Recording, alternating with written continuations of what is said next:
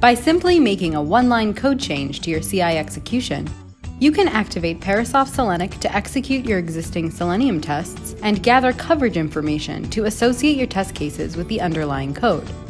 For the sake of this example, here we executed just 2 test cases. When you get a new version of your application from development, you really only need to execute the subset of those test cases that are required to validate the changes, but you don't know which ones they are.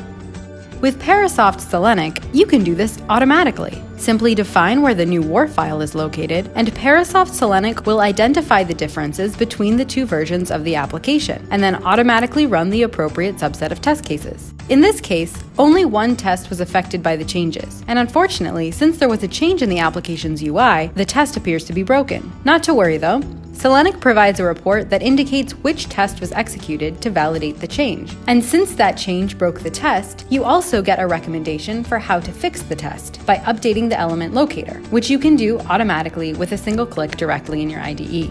Now, when you have thousands of test cases instead of just 2, Parasoft Selenic can save you a tremendous amount of time by finding the exact test cases that need to be executed.